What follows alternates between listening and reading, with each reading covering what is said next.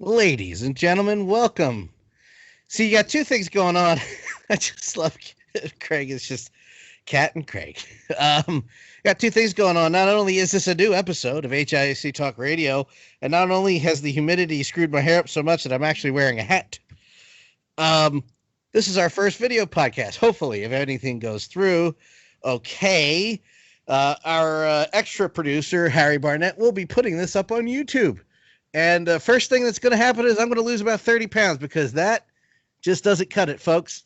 Welcome to HIAC. For those who are audio listening, I was grabbing my big fat turkey neck. Welcome to HIAC Talk Radio. Follow us on Twitter at HIAC Talk Radio, all social media platforms. I am the above average comedian, Dan College Chico. Follow me on Twitter at DanLaw83. We are currently housed at the VOC Nation Radio Network at thebradyhicks.com. If you go to iTunes, search VOC Nation Radio. I'm leaving that in because there's all kinds of things going on right now. I'm not touching a damn thing. Search VOC Nation Radio. Like, share, subscribe. Please tell all your friends, tell your neighbors, tell your wife, tell your boyfriend, tell your girlfriend. Listen to HIAC Talk Radio. With me, as always, is the man, the myth, the legend. Since I can't call you great, since that's Harry, I will call you the man, the myth, the legend. He is in his beautiful Captain America pajamas tonight. Craig Legans. Craig, sir, how are you? Where can people follow you? Hello, Dan. Thank you for that splendid introduction. The humidity is doing wonders with my hair as well, which is why you're going to see the bottom half of me in this first ever live video feed of HIAC Talk Radio. If you're so inclined, you can follow me on Facebook, on Instagram, and on Twitter at Craig Legans, CraigLiggeons. Me and my trusty faithful sidekick Amber will be here for your video of pleasure. Our debut, and the first thing you see on the screen is pussy. Bam, right between my legs. Bam, that's for... Never mind. I can say that. You know what? Hell with it. It's hot. It's been 100 degrees all day. This is with the wind chill factor. Real quick. Not off my chest, but something I wanted to mention before I forgot, because we were going to mention it last week, and then I totally forgot. And that is one Baron Corbin. We're going to virtually blow Baron Corbin for about 10 minutes here. Not last week, the week before. No, it was last week. Baron Corbin was on a friend of ours, Friends of Ours radio show. You might have heard of them in the Philadelphia area, Preston and Steve on WMMR 93.3, the rock station. It's not called that anymore. That it was called the rock station. What was that? The 80s or something? I don't know. Yeah, I digest. Stole your line. Yeah, we're going. You'll get me back later. Trust me. But they had Baron Corbin in studio, and one of the things I criticize him on, as you can see, as I sit in my chair, is it's something, and I didn't say Baron Corbin sucked at talking. I was making more of a comment on the state of script writing in the WWE, and it became very clear to me. It was this and the video he did at Up, Up, Down, Down when he was with Tyler Breeze and Xavier, and he was the third guy on the show, and it's a completely different person when he talks. When he's not reading a script, he sounds great, and it just got me angrier at the WWE for how bad everything sounds now, because when he's on TV, it sounds like he's not sure. It can't be deliberate. If it's deliberate, take it all back, negate the whole conversation we're about to have. It sounds like garbage. It sounds like he's reading. It sounds like he's trying to remember what he's being told to say. This interview was great. He doesn't stutter. He doesn't slow down. He sounds... I like him 10 times better. I don't like him as a heel. You're supposed to hate him. I get that. But he was very personable, very humorous, very quick-witted, completely different. And I'm not talking about, well, he was acting like a heel on TV, not in the interview. It sounded like a completely different person, Craig, one that knew how to talk. He didn't have to follow guidelines, which, again, we've been talking about it for 2 years. It's time to let go of most of the script. It's time. Yeah, it's more than it's a pastime. It's about time. The Baron Corbin's interview on the President Steve show was such a revelation, not just for fans of the WWE and for the one or two fans of Baron Corbin. We have been outspoken critics of Baron Corbin on this very podcast for the last 2 years. Preston and Steve have never met him. None of them had ever, didn't even know his character at all. Even at the end, they said, man, we could talk to you for another hour because he was all the adjectives that you use, Dan. He was funny. He was quick. He was personable. He did a Step Brothers imitation. I mean, he had so many stories, that he could tell just right off the cuff. And the whole time I'm listening to this, I'm like, well, where is this guy on Monday night? How come I can't see this guy every week? This guy I wouldn't turn the channel if this guy was on, you know? And then now you can understand now the limitations that he and others are on. Obviously, other WWE superstars. Now I can actually use the quotes, my air quotes on the show.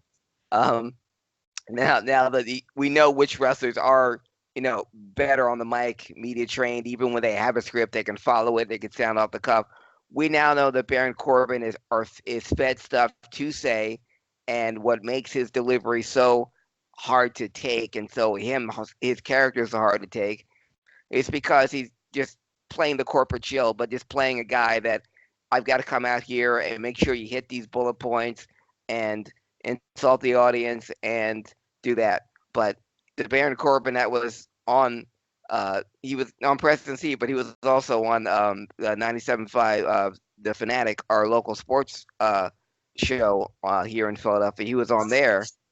He was with Bill Metz. Yes, he was.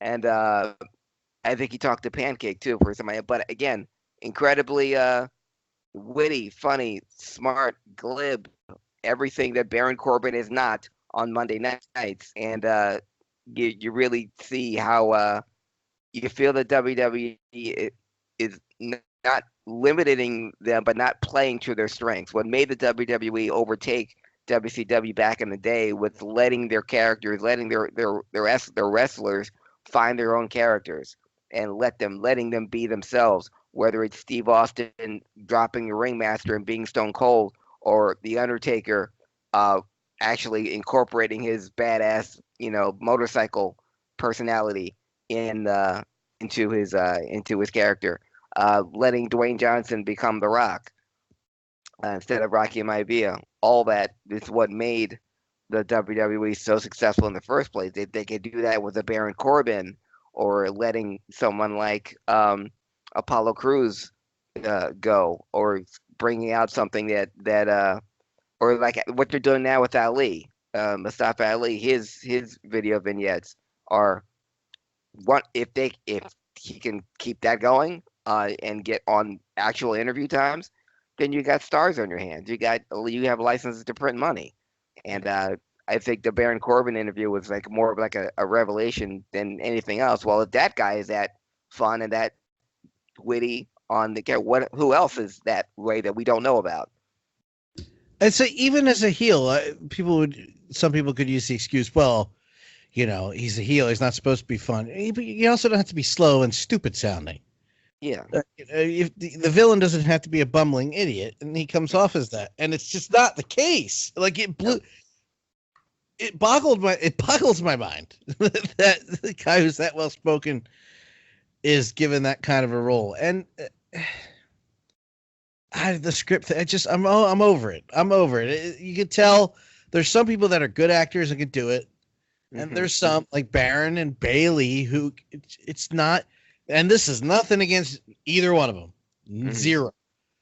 That need to do their own promos or an outline like the old days. At least an outline. Like Dusty, we need to hit these points. I don't care how you get there.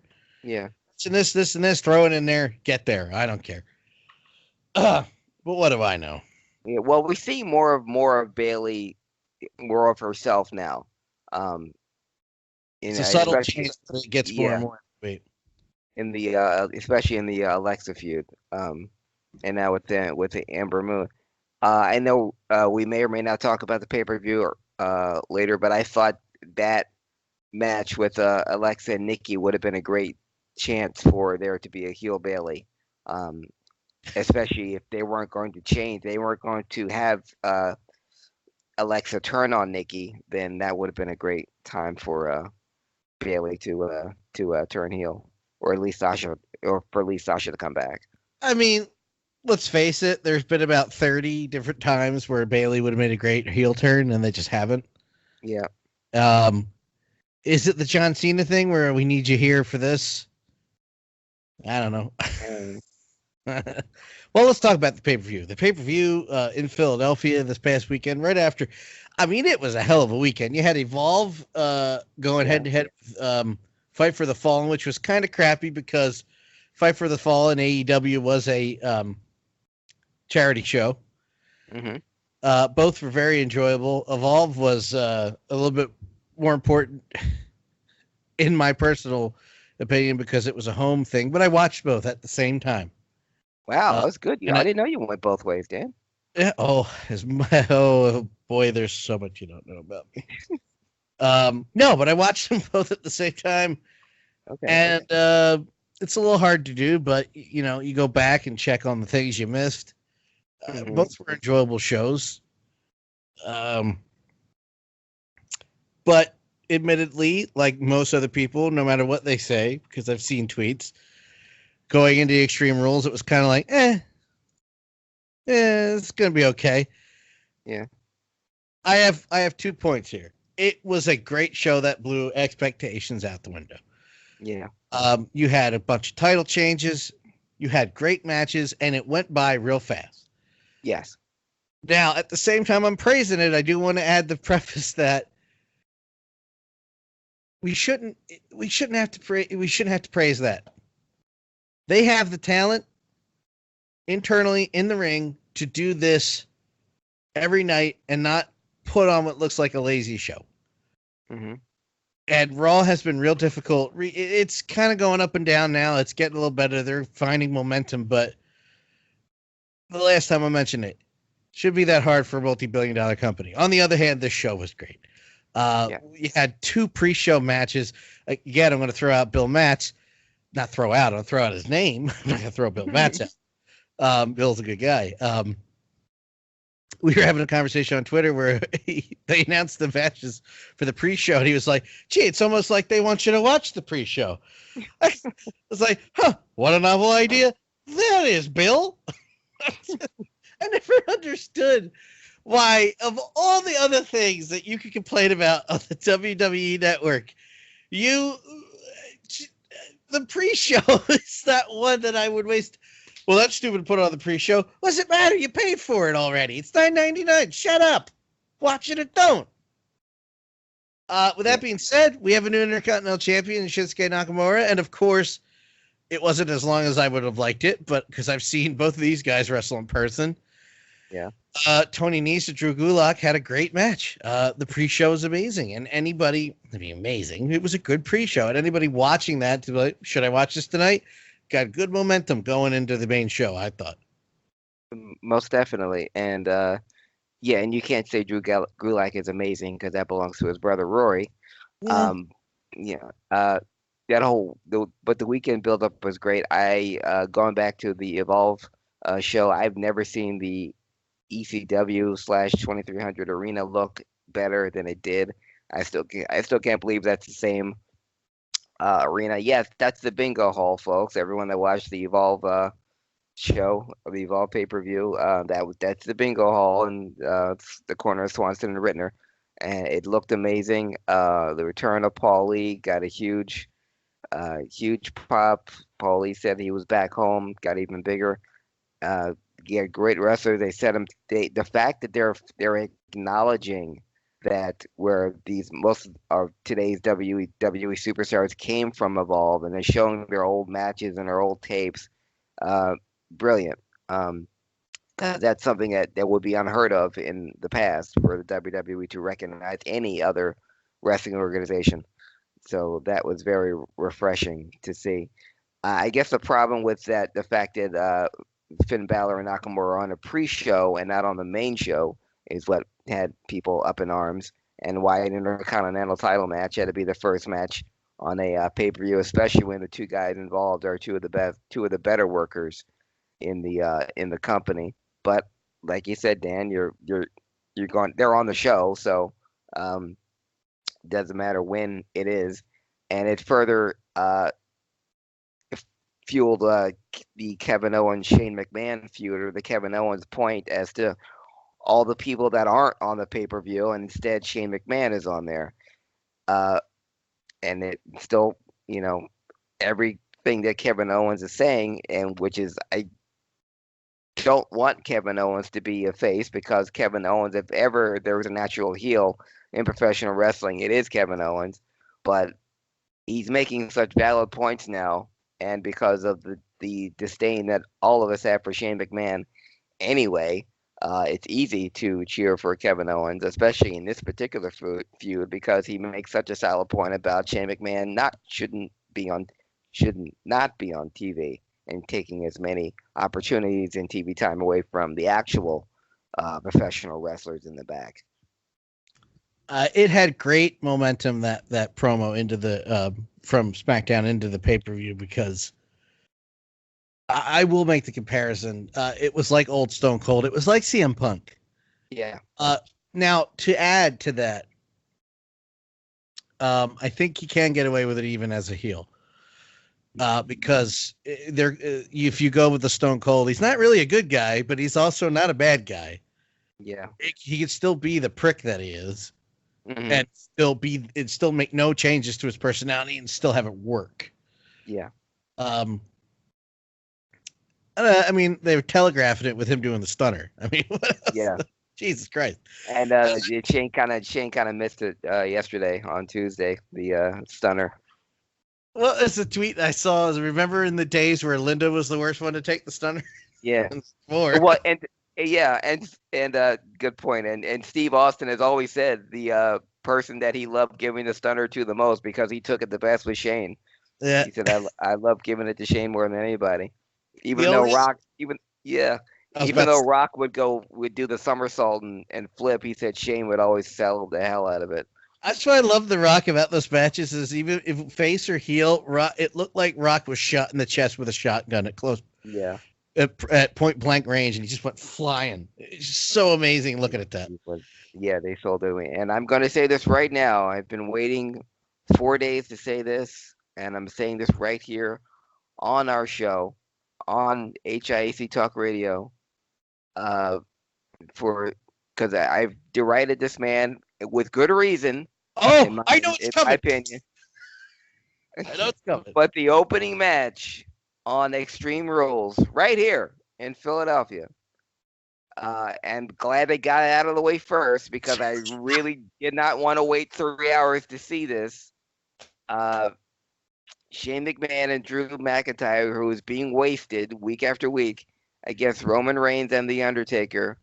The Undertaker looked better than he has in the last 12 years than I've ever seen him. I have never been an Undertaker fan. I'm saying people, longtime listeners of this show, can attest how much I've wished this man would hang it up 12 years ago. There's no reason on earth for him to be in anywhere near a wrestling ring at this point in his career. But the man outdid himself on Sunday. He looked amazing. He looked great. If I was an Undertaker fan, I'd probably be creaming in my jeans, because, oh my God, this is exactly why I loved him in the first place. This is exactly why I thought the Undertaker was the greatest thing on earth. If you're an Undertaker fan, you got what you wanted. This is exactly the same thing that I criticized you for. Any Undertaker fans now, for why you want this man in the ring, because he had a match like that. And my hat is off to the Undertaker. 54 years old, artificial hip, 2 surgically repaired knees. He looked just like he did in 1998. It was absolutely astounding. I didn't hate him as much as you did, but I was at the point where I was like, all right. Yeah. It's the Undertaker. You don't have to, this doesn't have to happen anymore. It just doesn't. The Undertaker will be along the names of Gorgeous George, Buddy Rogers, Dusty Rhodes, Ric Flair, Austin The Rock. Taker is cemented long ago. 10 years ago, 20 years ago, he was cemented. It was over. In that point, he was a legend. But the fact that that match started, and it was one of those things where I'm like, well, I'm going to go. What? Well, wait a minute. Hold on. Holy shit. Holy crap. I was cursed. I may hold it. I may not go to the bathroom right away. Yeah. I would never sit here on this show, look in my eyes, because you can do that now, folks. Yes. Would never sit on this show, my fat ass from my chair, comfortably in my house, and ever criticize the athleticism, I can't believe I said it right, of a wrestler in that way. I only ever criticized him because it was like, he's going to hurt himself. Mm-hmm. He doesn't need to be doing this. They put him in another place, in another spot, doing anything and pay him the same money. He doesn't owe us a damn thing in that way. But my God, he de-aged about 15 years in like 2 months for this match. It was like watching old Taker. It really was. His speed's a little low, but he's also a 54-year-old guy who's 6'11". It's like, how click do you want that guy? It was astounding. I was like, okay, thank you. All right, that's great. How about we don't put him against Goldberg ever again? Yeah. How come we not put him against Triple H and Shawn Michaels ever again? Do you think that match, it was like I better never do that again? Yeah. I almost hurt somebody and I don't want to get hurt. I better never do that again. Because that looked great. And you can also credit everybody else in the ring who sold and vice versa for everybody. Except Shane. Except Shane. Yeah, I think that should have been the Undertaker's Costanza moment. Leave on a high note. Thank you, ladies and gentlemen. Good night. Well, we know that's not going to happen, unfortunately. Yeah, so in 2 months when he comes back, when he comes back for SummerSlam, we'll be talking in opposites. He's past this time. I got nervous, and deep in my heart, I knew there was no way they were going to announce a Sting Undertaker match. All that social media stuff they were doing last week. Mm-hmm. But for a second there, I got real nervous. I was like, "Oh, don't do this to me, please, don't." And it was just a what if kind of show on the network or on YouTube or something. Yeah. What if Undertaker went to WCW? It was actually pretty well done with editing and stuff. Mm-hmm. But for a second there, I texted people going, "Oh no." Usos with another 5-star appearance. Aleister Black and Cesaro was a classic. Again, it should have been given more time. Yeah. The match I really wanted to focus on, Braun Strowman and Bobby Lashley. Because Bobby Lashley is a guy, I've seen him debut in person and on TV about 4 or 5 times differently, 3 times in TNA. One of his debuts was at Lockdown in 2009 at the Liacouras Center, Temple University in Philly. Mm-hmm. I saw him debut to the mild reaction to everybody. Yeah. Going, oh, that was what we waited for? Oh. Great. This was the best he's looked since coming back to the WWE, and let me elaborate on what I mean. He is a hell of an athlete. He's another guy that shouldn't talk on his own, but Leo Rush can't keep his mouth shut, so he's in trouble right now. Yeah. It was the best they've looked in. It was two big men booked like big men. It was a fight. It wasn't flashy. They just beat the holy hell out of each other. I really wish they'd make their decision on Braun Strowman. He just non-kayfabe signed a 4-year contract extension. He's staying. I really wish they'd do something with him other than mid-card. Have him be the Brock Lesnar, which we'll get to in a second. But it was a great match between these two, and it was another thing, like The Undertaker, I'm like, I miss this. I hope I see him again. Where I'm like, that was great for Bobby. I want more of that. Yeah. No, nothing for me? No, I think Braun Strowman should now that they signed a 4-year deal, Braun Strowman should be your big show. Yeah. Maybe give him a title reign from time to time, but just make him just your attraction. I don't think he's not your long-term answer as champion, but you use him the way the Big Show, you use him exactly how you use the Big Show, and you've got a star, a permanent top card guy for the foreseeable future. Another title change. We had AJ Styles defeating Ricochet for the U.S. Championship with the club in tow. The club is it wasn't just a one-time thing. We have the club back permanently. Yeah, the band is back together again. Ricochet and AJ, I saw just like Aleister Black and Cesaro. Uh, all four guys needed to win. You know, I didn't want to see any of those guys take the loss. Uh, Ricochet, I think that would have been a great way to establish him as a go-to guy, um, moving up on the card. But at the same time, you want to establish AJ and the club as a new stable. When Aleister Black was finally wrestled, I did not want it to be against Cesaro because Cesaro needs wins as much as Aleister Black does.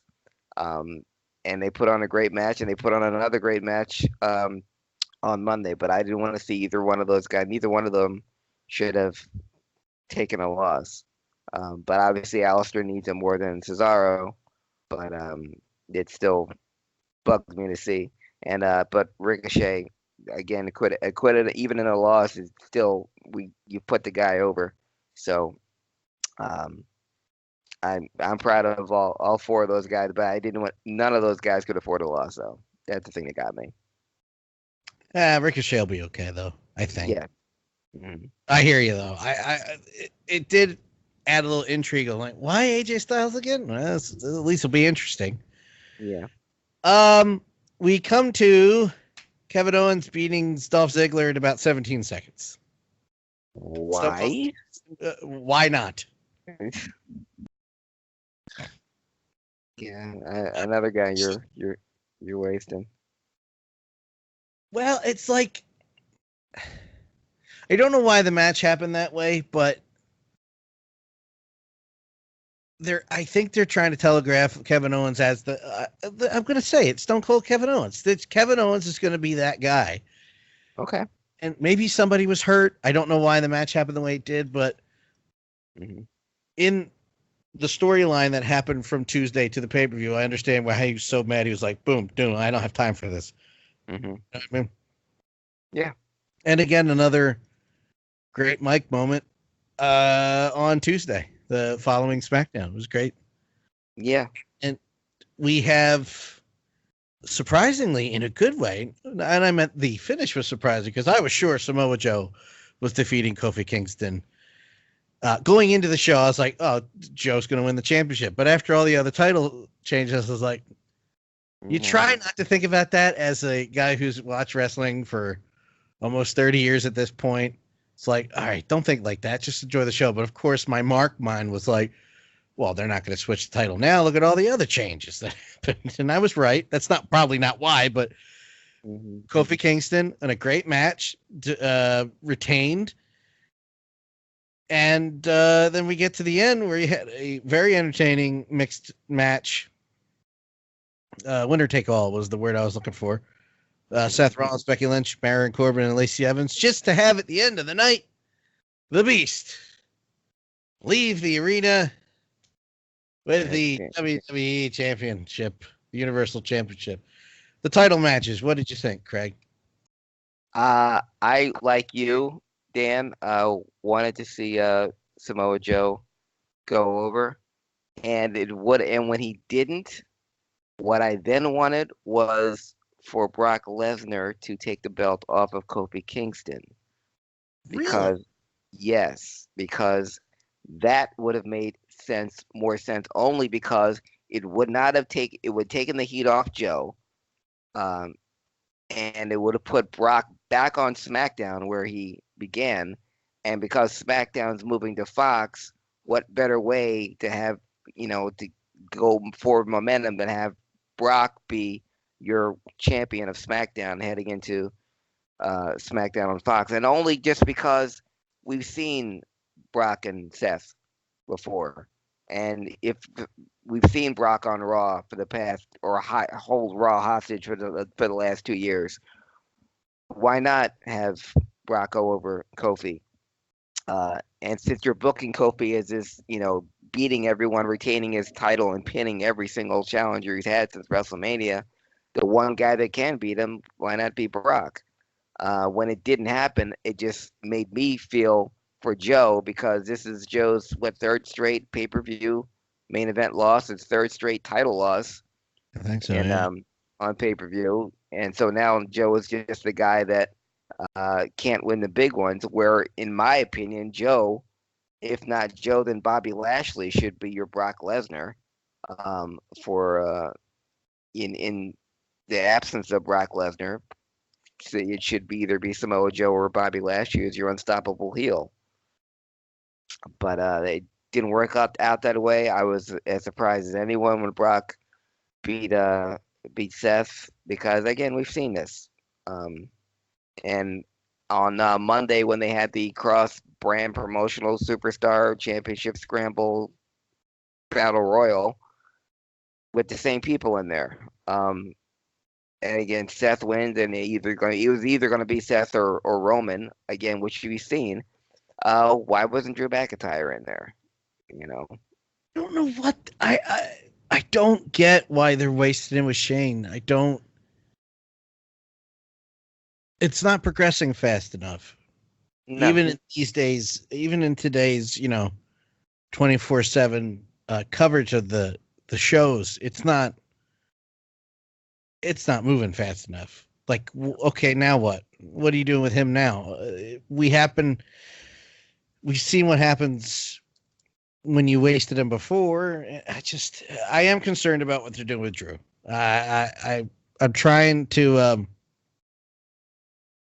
try to let it go, but I don't know. I'm not convinced that that's a great idea any longer. I don't see the end game. I don't. Drew McIntyre should be in your top level, in your main event matches. He should have at least one title match. A Drew McIntyre Seth Rollins feud 1-on-1 should have taken place already, or even Drew and Kofi. But yeah, you're wasting this guy, like I've said with so many other superstars. And the argument be, well, at least they're getting TV time. But yeah, but if you're booking them to lose, and you're booking them in mid-level feuds, then who does that help out? And I don't know. That bugs me. Having Brock as champion again bugs me, and seeing Brock and Seth again at SummerSlam will bug me. Yeah, I can't disagree. It was like I was excited. I was like, yeah, Brock Lesnar, and then I was at the end. I was like, why was I excited? I don't know. We'll be watching. I guess we'll find out. With that, I guess it's time for you to take the show back over. The visual debut of HIAC Talk Radio since 2012. We're going to vote in a subscription service soon. We're that far behind the time. No. No, I'd never have to pay for this. But anyway, the wrestling historian, sir. Well, I'm paying for it. Yeah, I'm paying for it now, Dan. You pay for it in sweat. This is right here is where you start paying for it in sweat. Gentlemen and ladies. You look a little warm. Like, you got great pajamas on. I'm like, it's 100 degrees in Philly. It's been 100 degrees for like 2 days. But you're like, yeah, I'm wearing the warmest thing I got. I'm wearing my fleece Captain America pajamas. I've got my lovely companion Amber, 4 pounds of fluff right in my lap, adding to the warmth. But you won't see a drop of sweat on me, gentlemen and ladies. Why? Because I'm cool. Speaking of cool, it is time once again to step into the air-conditioned Wayback Machine. I take you back in time, back when territories ruled the wrestling landscape, back when titles were actually called belts, and back when sports entertainment was professional wrestling. We go back to July 11th, 1987. 2 titles changed hands on 2 different Great American Bash cards in 2 different parts of the country. At the Charlotte Coliseum in Greensboro, The United States title changed hands. Lex Luger defeated Nikita Koloff to win his first United States Heavyweight Championship in Greensboro. Knocked out J.J. Dillon threw a chair to Lex Luger. Luger knocked out Nikita Koloff. And the hardest part about watching that match, Dan, was trying to watch Lex Luger, who's a very strong man, trying to put an unconscious Nikita Koloff, who was complete dead weight. Why he couldn't pin him, I don't know, but he had to put this man, 275 pounds, on his shoulders in a backbreaker for the referee to call it. And just the watching Lex struggle to put this dead weight, Nikita Koloff was completely dead weight, on his shoulders to be in the torture rack was torturous enough. But Lex Luger won his first United States Championship July 11th, 1987. A couple hundred miles away in Oklahoma City, Dr. Death Steve Williams defeated Big Bubba Rogers to win the UWF heavyweight title.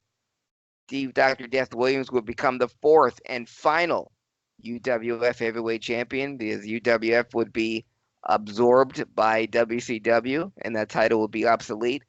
Ironically, with Steve Williams beating Bubba Rogers, Steve Williams became the first face to ever win the UWF title. The UWF title at that time had been held by 4 heels. First champion was Terry Gordy, won it in the tournament, beating Dr. Death in that tournament. Terry Gordy was in a car accident and had to forfeit the belt in an injury angle to the one-man gang. The one-man gang lost it at the beginning of the WCW takeover, would lose it to Big Bubba Rogers. Bubba winning his first singles title ever in his career, only 6 months into his wrestling career, or a year and 6 months, I should say. And Steve Williams becoming the last UWF champion and the only face to hold the belt. They're staying on that day, July 11th, 1992. The WWF ran their first house show in Charlotte, North Carolina. And it was the first time Ric Flair wrestled in Charlotte as part of the WWE, as part of the WWF. He wrestled in the main event. He pinned then WWF Heavyweight Champion Randy Savage, but he used a foreign object, and when the referee raised his hand, the foreign object fell out. The referee saw it and reversed the decision. But Ric Flair pinned Randy Savage in Ric Flair's first match in Charlotte for the WWE since leaving the NWA. And I'll get to his leaving in the NWA later on in this segment of Wrestling Historian. But that was a landmark date because that was the first time that WWE had ever played Charlotte, ever wrestled, ever held a card in that NWA stronghold. So that was a big deal. And we talked about him earlier in this very show. But July 11th, 2009, Dan, Brock Lesnar defeated Frank Mir to win the UFC Heavyweight Championship. Oh, wow. 10 years ago. Brock won his first UFC title, July 11th, 2009. Just cementing his legacy as the greatest combat sports star in sports history, as the WWE Media Machine calls it. July 12th, 1986, packed card in Madison Square Garden. The main event featured the odd couple team of Adrian Adonis and Randy Savage, the Intercontinental Champion Randy Savage, going up against Tito Santana and Bruno Sammartino in a steel cage match. In a tag team steel cage match, Tito Santana and Bruno Sammartino would defeat Adrian Adonis and Randy Savage. I bring that up, Dan, because that July 12th, 1986 match would be the last time Bruno Sammartino ever wrestled in Madison Square Garden. Wow. The house that Bruno built, Bruno had been wrestling in Madison Square Garden since January of 1960, which was 3 years before he won the WWF heavyweight title in that building. But his last match was July 12th, 1986, in a tag team match with Tito Santana against Randy Savage and Adrian Adonis. Bruno would not set foot in Madison Square Garden again until 2013, when he was inducted finally into the WWE Hall of Fame. But that would be his last match in Madison Square Garden. Staying on that date, July 12th, 1992, I mentioned his name before, Dr. Death, Steve Williams, and Terry Gordy, both former UWF champions, defeated Barry Windham and Dusty Rhodes for the NWA Tag Team Championship, the WCW NWA Tag Team Championship, in the finals of a tournament. In that tournament, Doc and Gordy defeated Nikita Koloff and Ricky Steamboat. In that match, Ricky Steamboat had was in a backbreaker by Dr. Death. Dr. Death held him up, and Steamboat braced himself for a body slam, and it turned into a backbreaker at the last minute. As he was going down to the canvas, Steve Williams stuck out his knee. Steamboat broke 2 ribs during that match and still continued to wrestle. And Doc and Gordy would go on to become the NWA WCW Tag Team Champions in that Great American Bash pay-per-view. On that same card, Big Van Vader, managed by Harley Race, would defeat Sting to win his first WCW Heavyweight Championship. July 12th, 1992. And staying on that date, 6 years later, July 12th, 1998, Bash at the Beach. Every time I say WCW Bash at the Beach, something amazing or something tragic happens. And the amazing, of course, was the Hulk Hogan heel turn, but the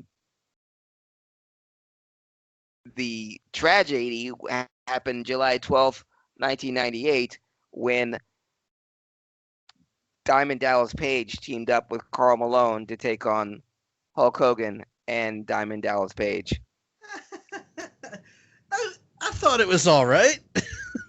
It was all right had Rodman not been drinking up a storm the day of, the night before, and during the match, and constantly falling on his ass. But yes, DDP and Karl Malone, I never thought I'd say those words together, took on Hulk Hogan and Dennis Rodman and Bash at the Beach. I'd watch that match 400 times over than the Jay Leno one. Oh, of course. Yeah. I'd watch paint drying over Jay Leno. Jay Leno making the pin on Bischoff with his shoulders up, pulling his shoulders up off the mat. Yeah. Yeah. Thanks, Jay. Actually, watching paint dry is actually faster than Jay Leno. Also, we've mentioned his name quite a bit already, but July 12th was the 42nd birthday of one Mr. Brock Lesnar. Happy belated birthday, Brock. Yeah, he married Sable. Yes, he did. We're all sitting here on podcast criticizing Brock Lesnar. Meanwhile, he's making millions of dollars and banging Sable. Yes, he married the former Mrs. Johnny B. Bad. Yes, can't fault him for that. July 14th, 1991. We mentioned WCW pay-per-views. This particular pay-per-view in WCW may have been the biggest cluster F in pay-per-view history, which is saying something, but with WCW, of course, they've got to be at the forefront. The Great American Bash pay-per-view in Baltimore, Maryland. It was supposed to be Ric Flair versus defending the WCW heavyweight title against Lex Luger. Trouble is, 2 days before, Ric Flair was fired from WCW. Jim Herd, who had never been a Ric Flair fan ever, wanted Flair to drop the belt to Barry Windham before he wanted him to drop the belt to Barry Windham at the pay-per-view. Then he wanted to drop to Luger at the pay-per-view. Ric Flair said, well, I'll drop it to Barry Windham beforehand, because Jim Herd didn't even want him on the pay-per-view at all. And so Flair said, okay, I'll drop it to Windham before the pay-per-view. Just give me the deposit back on the belt, because back then, folks, when you were the NWA or WCW champion, you put up $25,000 bond for the belt. So Flair said to Jim, fine, give me my $25,000 back, and I'll give you the belt. And Jim Herd said, you know what, keep the belt. And Ric Flair said, "I will." Now you have a different story, Dan, or was it mentioned in his book? No. I have the only adjustment is the way Rick tells it in the Ric Flair Four Horsemen DVD. Which, my God, if you still haven't seen that DVD, find it on eBay. It's one of the best documentaries. Which is a shoot. It's a lot of shoot and a little bit of work where they need Mm-hmm. to. It's wonderfully done. Mm-hmm. The way he tells it is completely accurate. But what Jim Herd said is when he said, "I'm not going to give the belt back," Rick was like, or when Rick said, "I'm not going to give the belt back," Jim was like, "I'm going to send Doug Dillinger over and pick it up." And Rick's like, "Good for you. I own it. Until you give me my money back, it's mine, bitch." Right. So Jim Herd did not give Flair his $25,000. So Ric Flair left the WCW with the big gold belt. Problem is, they still had a pay-per-view to do. So the pay-per-view starts with none of the fans in attendance knowing anything about this at all. So the scramble has gone up. So Lex Luger was going to be wrestling for the WCW Heavyweight Championship against Barry Windham. Problem is, Windham was already booked to be in a match on that pay-per-view with Arn Anderson and Paulie Dangerously against the Steiners and Missy Hyatt. Well, Scott Steiner had been injured legitimately earlier on WCW TV by the Hardliners, Dick Slater and Dick Murdoch. So Steiner was out, and the match was quickly turned. And because Barry Windham was now in the main event, it was turned into Arn Anderson and Paul Lee versus Rick Steiner and Missy Hyatt. But there's a little stipulation in Maryland, Dan. The Maryland State Athletic Commission specifically states that men cannot wrestle women at all. So they put together an angle that the hardliners, the aforementioned Dicks, Slater and Murdoch, would kidnap Missy Hyatt before the match. So Rick Steiner had to go on the match alone against Arn Anderson and Paulie Dangerously, and Rick Steiner would come out the winner in that. And that rule still exists that in Maryland, a man cannot face a woman, which is why when Stephanie McMahon took on her father, Vince McMahon, in a WWE pay-per-view, they were fine, and the WWE was fine, and the WWE paid the fine before the match, before the card took place. Oh, wow. Wait a minute. What's the point of a rule if you can just go, "Here's some money"? Yeah, but it's in Maryland, it is against the Maryland State Athletic Commission strictly prohibits a man from wrestling a woman. So they had to improvise with that. And anyway, the main event was Lex Luger, who was a face at the time, going up against Barry Windham, who was a heel. And during the match, Harley Race came to ringside with Curtis Hughes, who were also heels, and Lex Luger beat Barry Windham with a pile driver, which he had never used before in any of his matches, to win the WCW Heavyweight Championship. A new belt was brought in, and Lex Luger, despite Harley Race and Curtis Hughes not interfering in the match at all, turned Lex Luger heel. And the entire card, through the entire match, through the entire pay-per-view, the chants "We want Flair" were very, very visibly audible on the card throughout throughout the pay-per-view and throughout that match. It was very loud, but that was one of the big cluster Fs. And the whole card was odd as itself. The dark match, Dan, was the Junkyard Dog versus Black Bart. And these two past your prime veterans wrestled for 12 minutes. And that was the longest match of the card. The two guys that were in the dark match, they were past their prime, Junkyard Dog and Black Bart, wrestled 12 minutes. Also on that same card, you had PN News, Bobby Eaton, and PN News and Bobby Eaton versus Terry Taylor and Stunning Steve Austin in a scaffold match. Oh my God. You had three of the best workers in the company on a scaffold. and they changed the rules at the last minute. Instead of throwing somebody off, whoever team can get the opposing team's flag on the other side of the scaffold wins. So after 6 minutes, Bobby Eaton went over Stone Cold, or stunning Steve Austin at the time, and captured the flag. But that's 6 minutes, and three of the best workers, Austin, Taylor, and Eaton, were on a scaffold. Diamond Stud defeated Tom Zank, and Ron Simmons defeated Oz.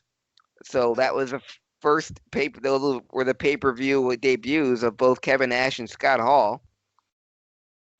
And like I said, and Lex Luger defeated Barry Windham to become the WCW Heavyweight Champion.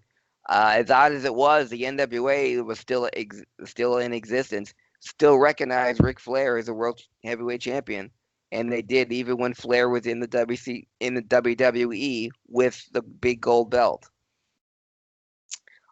Staying on that date, July 14th, 1992, right here in Philadelphia at the old original sports bar, Jimmy Snuka defeated Johnny Hotbody for the ECW Heavyweight Championship to become the first ECW Heavyweight Champion. And mentioned UFC earlier. July 14th, 1995, Ken Shamrock defeated Dan Severn in under 2 minutes to win the UFC Super Fight Heavyweight title. They tried to recreate that magic 2 years later in the WWE to no avail, but Ken Shamrock and Dan Severn had quite the feud. But Ken Shamrock defeated Dan Severn July 14th, 24 years ago, to win the UFC Heavyweight Championship.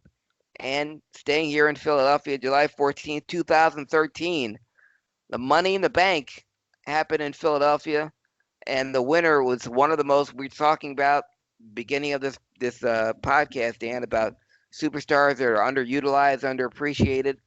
One of the winners of Money in the Bank is still one of the most underused, undervalued performers in WWE history. On July 14th, 2013, Damien Sandow would win Money in the Bank.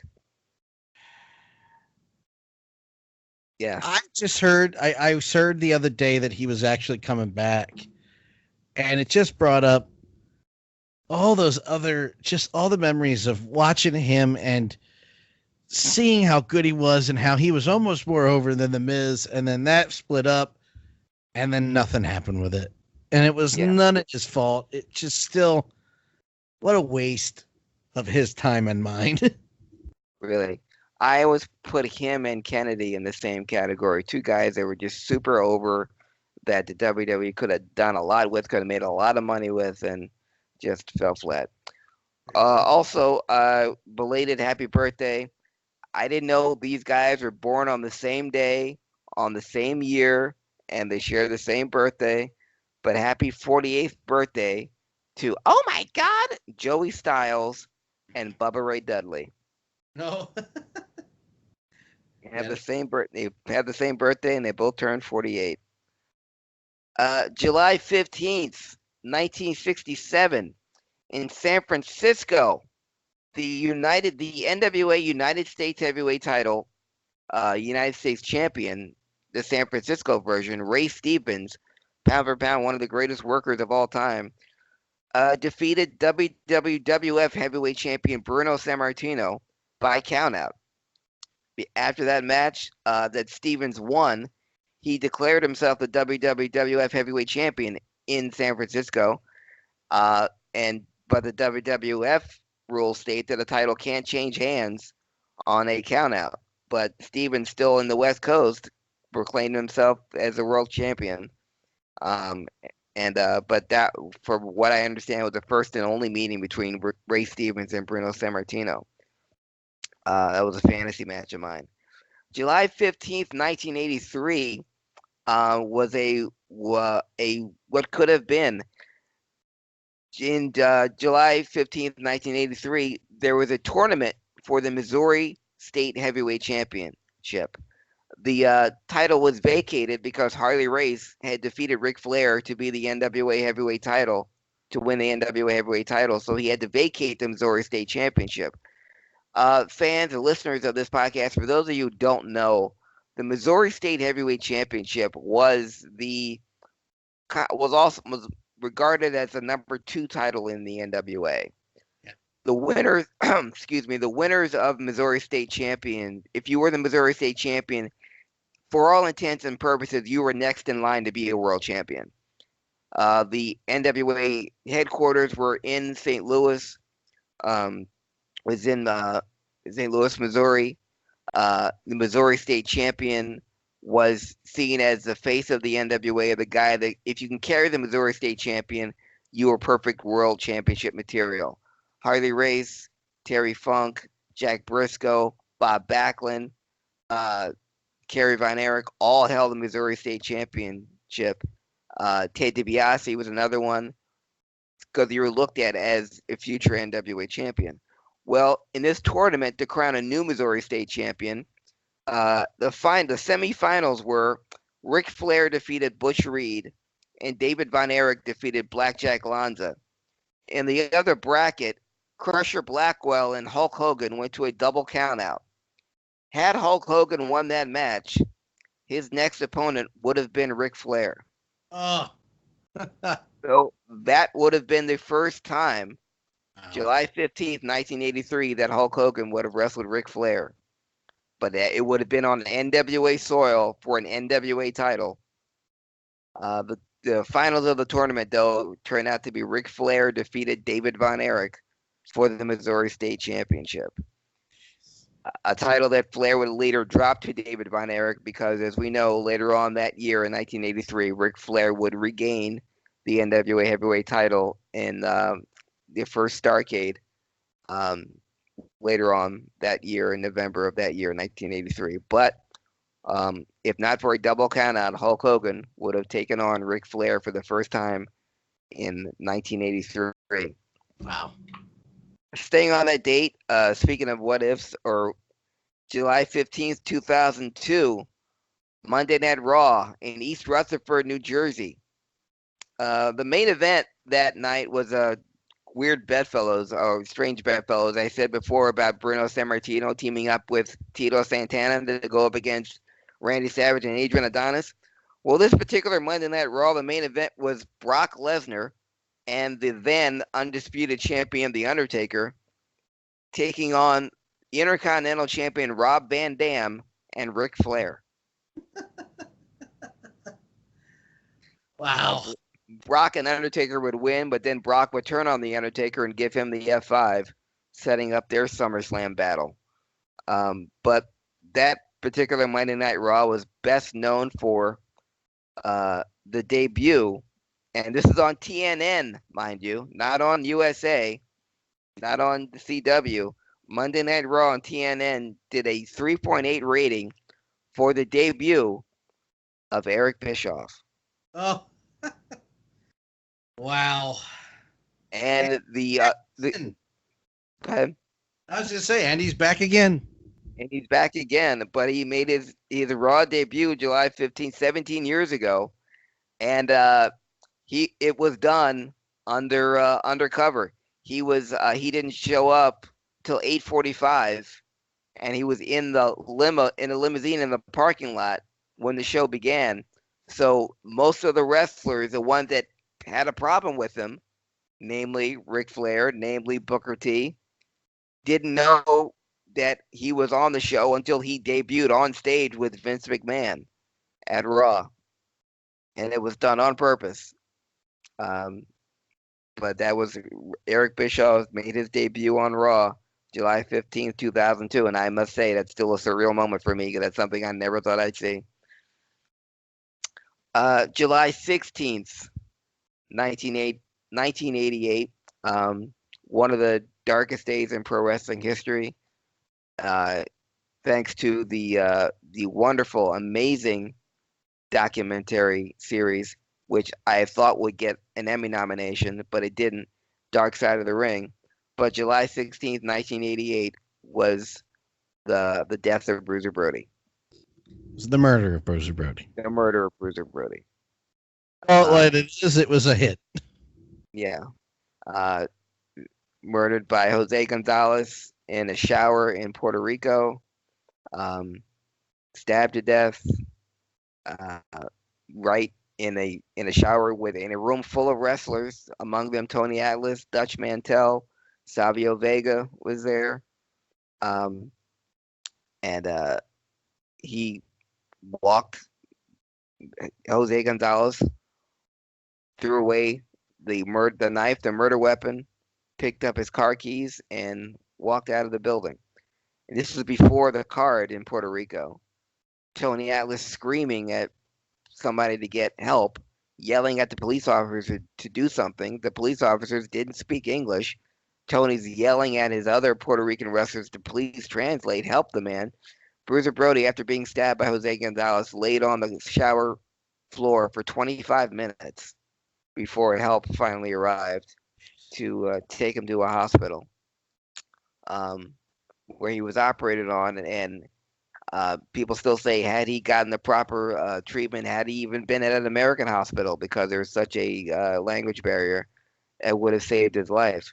But the wrestling fans of Puerto Rico uh, were like Memphis fans in the 70s, believed everything. So Bruiser Brody in Puerto Rico was this chain swinging madman who terrorized audiences that people just ran from left and right. So when they heard that Jose Gonzalez stabbed Bruiser Brody and all Jose Gonzalez said was self-defense, then that's all that the jury needed to hear. Dutch Mantel and Tony Atlas were both subpoenaed to be there. Dutch Mantel didn't get his subpoena until the day after the trial. Jose Gonzalez, who never took the stand, and there was not one witness that was there to take the stand for Bruiser Brody, and the trial was over. And just like we talked about before this podcast took place, Dan, about people getting away with murder, that's exactly what Jose Gonzalez did. So we lost one of the greatest characters, wrestlers, performers in professional wrestling history today, or yesterday, July 16th, 1988. The stabbing, the murder of Bruiser Brody. Yeah, not going to elaborate on that. Yeah, still gets me. And fans, if you have not seen any of the series Dark Side of the Ring, please do yourself a favor. After you see the pay-per-view that Dan was talking about, go see Dark Side of the Ring. I mean, after you see the Four Horsemen DVD, I should say, go watch Dark Side of the Ring. And After you're done watching us. Yeah, after you're done watching us, obviously, and my Captain America pajamas glory, and the beautiful Amber in my lap. Which brings us today in wrestling history. 1994, WCW had its first Bash at the Beach. Again, do you see a theme here, Dan? First Bash at the Beach. How many times have I said that? Well, 1994 was the first Bash at the Beach pay-per-view. It was the pay-per-view in-ring debut of Hulk Hogan. And this was the first time on pay-per-view that Hulk Hogan wrestled Ric Flair. Something that should have occurred in the WWF 3 years earlier. I always believe the WWF supremely dropped the ball by never having a Hulk Hogan Ric Flair pay-per-view at least once. But the first time it happened, one-on-one, was today, 1994, 25 years ago, at Bash at the Beach. That match is fantastic. As much as I, in retrospect, crap on Hogan, and I am unapologetic about any of it, don't care. That match is fantastic. Those are two guys in their prime doing their stuff. And the crowd was behind every moment. Sherry being out there was just perfect. It's just all of it was perfect. It was everything except the ending. Ric Flair losing to a big boot and a leg drop. Wow. All knew it was coming though, man. I hear you and I agree with you 1,000%. But even as a kid, I just expected Hogan was winning that one. Yeah, I wasn't a kid. It still pissed me off. Also, on this day, 8 years ago, in the WWE Money in the Bank in Chicago, was one of the most divisive crowds I've ever heard, and one of the matches, one of the most memorable matches ever. The last time I heard a crowd this divisive was when John Cena walked into the ECW Queens Arena, Elks Lounge in Queens, or the Hammerstein Ballroom, I'm sorry, to face Rob Van Dam for the WWF Heavyweight Championship. I've never heard an anti-Cena crowd like that until today on this date, July 17, 2011, when John Cena walked into Chicago against CM Punk Yep. for the WWE Heavyweight Championship.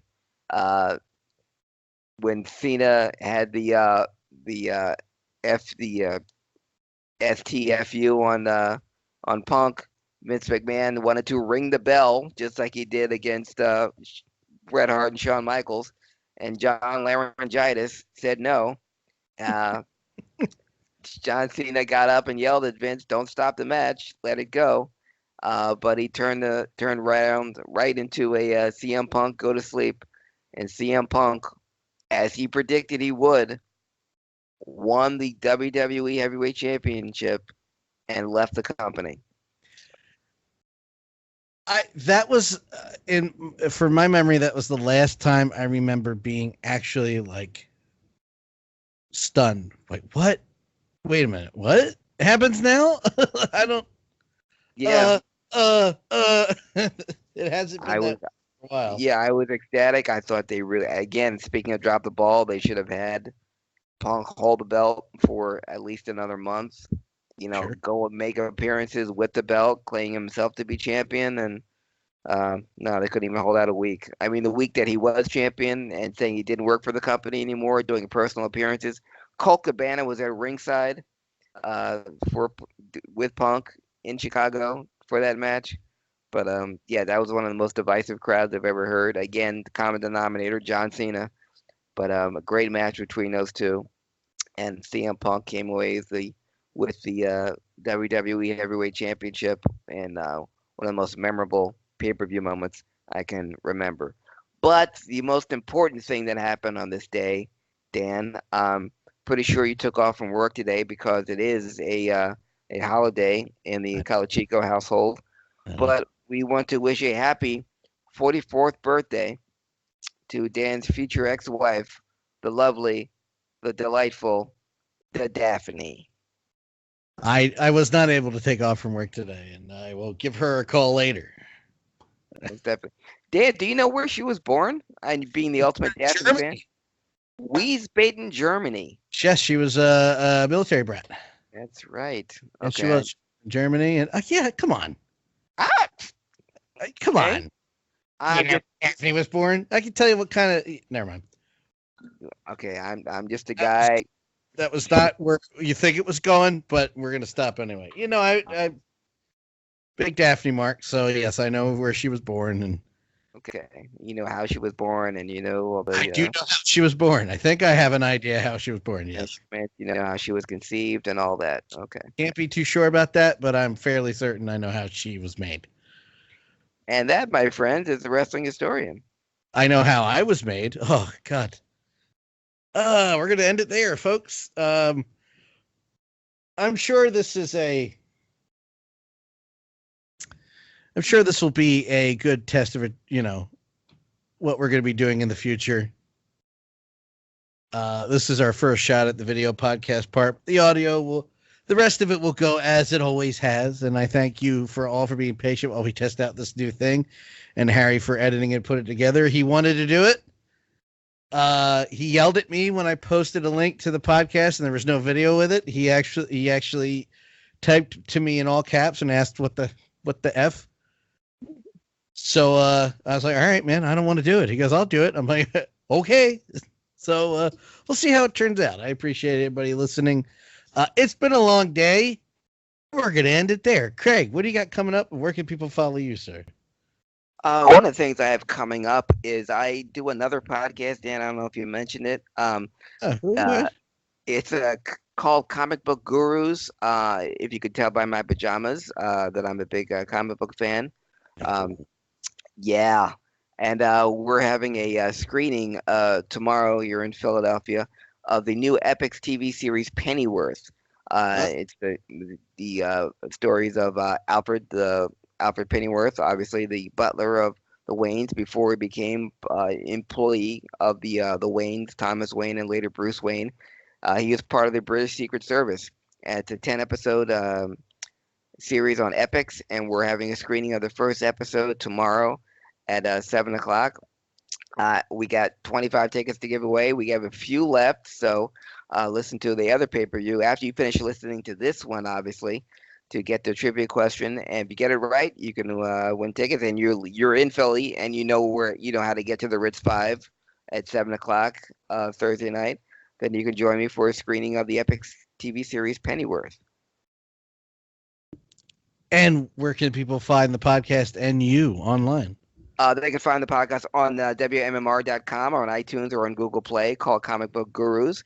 And if you want to follow me at all, you can follow me and my lovely sidekick Amber, who slept through this entire episode unencumbered, hasn't moved because the dulcet tones of my monotone, incredibly boring voice can put cats to sleep nationwide.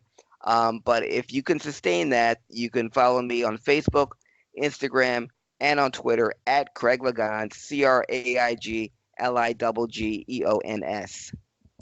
Follow me on Twitter at Dan83. The HIAC Talk Radio Network is on all social media platforms. You guessed it. HIAC Talk Radio. And, of course, VOC Nation Radio, thebradyhicks.com. HIACTalkRadio.com will be back. Had a long talk with our old friend, our boy, Dean Dixon, about things. And basically, the brand will live on. And it will be coming back on our own address soon, but we will always keep a relationship with VOC Nation Radio. Brady's been nice enough to say, hey, you can just have it here for a while. And I said, okay.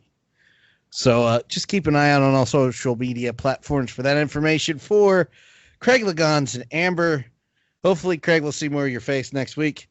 I'm the above average comedian, Dan Calchico. We'll see you next time. Have a good one.